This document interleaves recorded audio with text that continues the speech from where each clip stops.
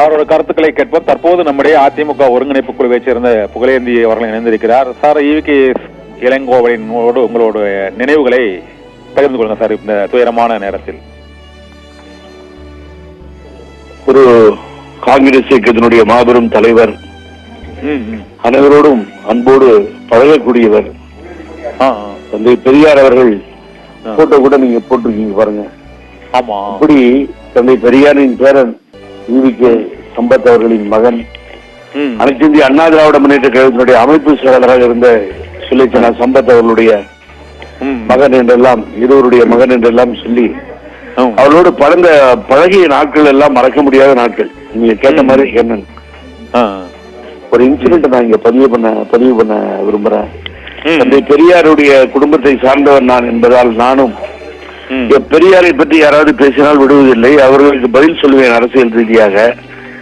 அப்படி ஒரு நாள் அதை பார்த்திருக்கிறார். பார்த்தவர் தொலைபேசியில என்னிடத்திலே தொடர்பு கொண்டு, என்ன புகழேந்தி, நாங்க செய்ய வேண்டியதெல்லாம் நீங்க செஞ்சிட்டு இருக்கீங்களேன்னு கேட்டார். என்னன்னா திடீர்னு இப்படி கேக்குறீங்க, என்ன நீங்க செய்யறத நான் செய்யறேன்னு சொல்லுங்க. ஏன்னா அவர் காங்கிரஸ், நான் திராவிட இயக்கத்தினுடைய கட்சியில இருக்கிறோம். அப்போ அவர் சொன்னார், இல்ல தந்தை பெரியாரை யார் பேசினாலும் விடுவதாக இல்லையா நீங்கள் என்றார். அது எனது கொள்கையை விடமாட்டேன் என்று சொன்னேன். அதுக்கு அவர் சொன்னார், எங்க குடும்பத்துல செய்ய வேண்டியது நீங்க செய்றீங்கன்னு, நானும் உங்க குடும்பம் தான் ஏன் பிரிச்சு பேசுறீங்கன்னு சொன்னேன். ஆகவே அப்படிப்பட்ட ஒரு நட்புக்குரியவர்.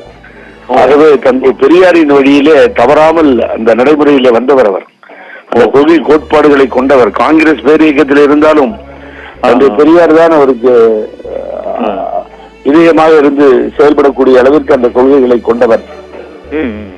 ஒரு தைரியமானவர். எல்லோரையும் பழகும் போது மற்றவர்கள் அவ்வளவு அன்பா இருப்பார். எல்லோரையும் பழகும் பொழுது அதனால்தான் ஈரோடியில அவ்வளவு பெரிய வெற்றி, திமுக கூட்டணியோடு அவர் நின்று பெற்ற வெற்றி ஒரு சரித்திரம் படைத்த வெற்றியாக அது மாறியது.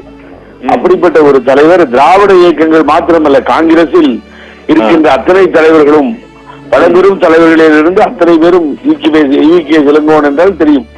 தெரியாத தலைவர்களே இருக்க முடியாது.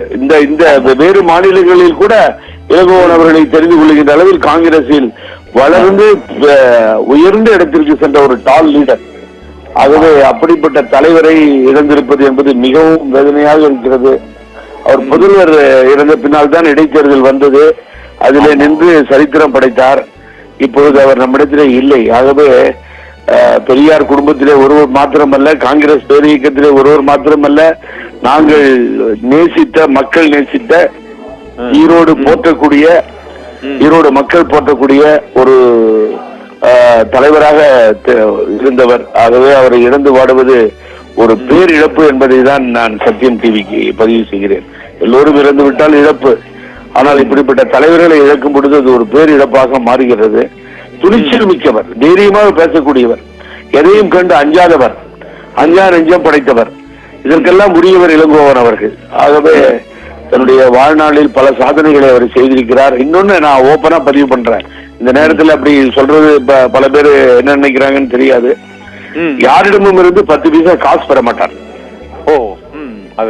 அதுதான் நீங்க முக்கியமாக நாம் பதிவு செய்ததிலே பார்க்கக்கூடிய ஒரு பார்க்க வேண்டும். ஒரு நாடாளுமன்ற உறுப்பினராக இருந்திருக்கின்றார், மத்திய அமைச்சராக இருந்திருக்கின்றார், சட்டமன்ற உறுப்பினராக இருந்திருக்கின்றார். ஆனால் எந்த வேலைக்கும் கான்ட்ராக்ட் அது இதெல்லாம் போய் நீங்க கொடுங்கன்னு கேட்டு அவர் எந்த காலகட்டத்திலும் யாரிடத்திலும் காசு கேட்கவே மாட்டார். ஒரு கண்ணியமிக்கவராக வாழ்ந்து மறைந்தார் என்பதுதான் பெரிய விஷயம். அது ஓகே சார், நன்றி சார். ஈரோடு அவர் ஈவி.கே. இளங்கோவனுடைய பல்வேறு நினைவு அவருடைய குடும்பத்தாருக்கும் நண்பர்களுக்கும் பொதுமக்களுக்கும் எனது ஆழ்ந்த இரங்கலை தெரிவித்துக் கொள்கிறேன். நன்றி சார்.